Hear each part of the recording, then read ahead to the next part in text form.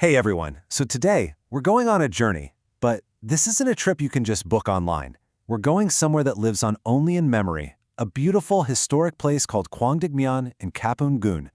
We're basically going to trace a path back in time, following the memories of a homeland that's been lost. All right, let's get started. Our journey kicks off in Seoul, just like it did for so many people back in the day. And you might be surprised by this, but the 90-kilometer trip to Kaesong, which is kind of the gateway to where we're going, it used to be just a 1-hour train ride. Super simple. This map right here, this hand-drawn map, is going to be our guide as we, walk this path in our minds.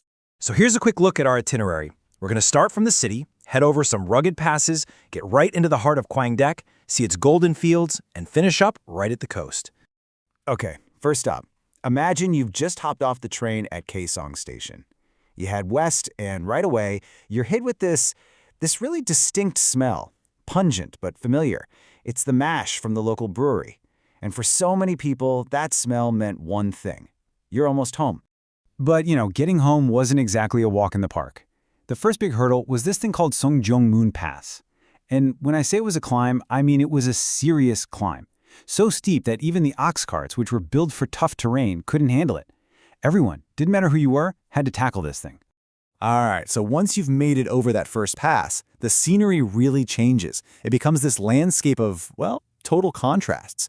You've got moments of incredible beauty right alongside things that were, honestly, pretty scary. But the reward for making that climb? It was totally worth it. The second you got to the top, you were hit with this amazing, refreshing wind, and it carried the smell of grass and wildflowers. Just this moment of pure relief. You can just imagine how it would have lifted your spirits after that tough hike. And this was the spot where everyone would take a break. There was this big, smooth rock that people nicknamed the mat cushion rock because, that's exactly what it looked like. It was the perfect place to just sit, catch your breath, and listen to the cicadas and the birds. Just a perfect little moment of peace. Now, coming down from there, the journey really splits into two totally different vibes. First, you've got the Akreon Reservoir. Absolutely beautiful. This was the only source of water for the whole Kwangdeok Plain, so it was literally life-giving. A spot for happy memories, school picnics, treasure hunts, all that good stuff.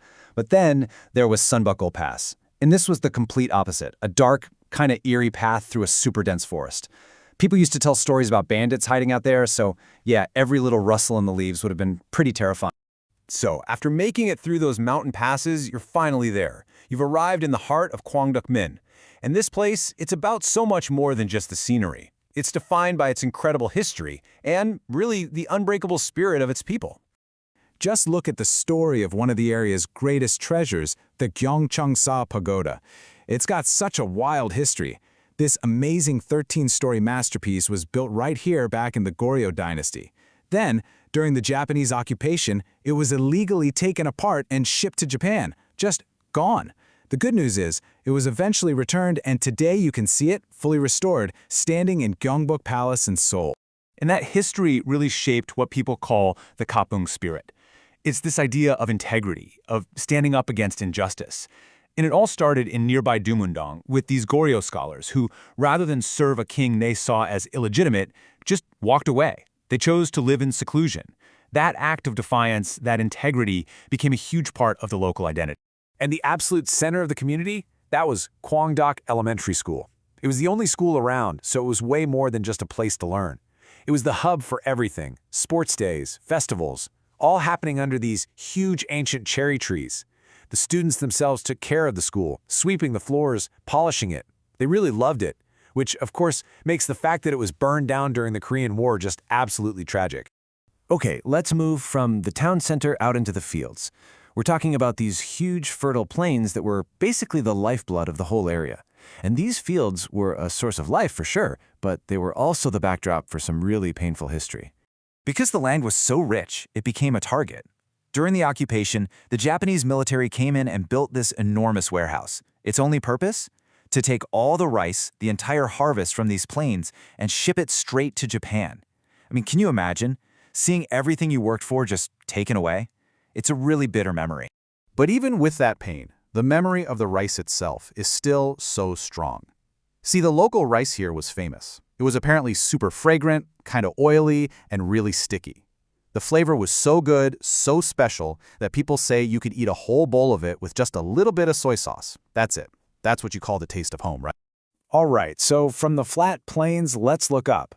To the west, you'd see this incredible mountain watching over everything, Mount Ilbyongsan. Now, it was the second highest peak in the area, but really, it was more like a giant playground for the whole community. This mountain was just buzzing with life and adventure. In the spring, you'd have girls up there gathering wild herbs. Students would bring these special woven baskets, they were called jongdengi, to collect mushrooms. The mountain really provided for the people, and it was a place for fun, for exploration. And Mount Ilbyongsan wasn't just about foraging either. It was packed with history and legends. Stories say it was a royal hunting ground for a Goryeo king. It was also where righteous armies, basically civilian militias, fought back against invaders. It was a place for winter rabbit hunts, and, maybe best of all, from the top you had this incredible panoramic view of all of Kwangdeok-myeon spread out below. And that brings us to the final stop on our journey through memory. We've crossed the mountains, we've walked through the fields, and now we're at the coast. We're looking out over the water, towards a place that feels so close you could almost touch it, but is also impossibly far away. Our final destination is the beautiful port of Dangdupo, and it had this great nickname, Chicken Head, all because of a big rock that looked, well, like a rooster. There's even a local legend about two rocks, a rooster and a hen, and some kind of rivalry with Gangma Island nearby that supposedly made the hen rock disappear. Kind of fun, right? This place, this beautiful shore, was a huge favorite for school picnics. Just try to picture it. All the students out here, the cool sea breeze on their faces, looking out across the water towards Ganghwa Island to the south. It's a view that was filled with so much simple happiness, but also this deep, quiet longing for what lay beyond. And that's where our tour ends. Standing on that shore, looking back across those golden fields, there was one phrase, one powerful cry that people would shout with everything they had. It captured the single deepest hope of a generation. Unification, come quickly. That hope echoed across the plains back then, and you know what? It still echoes today.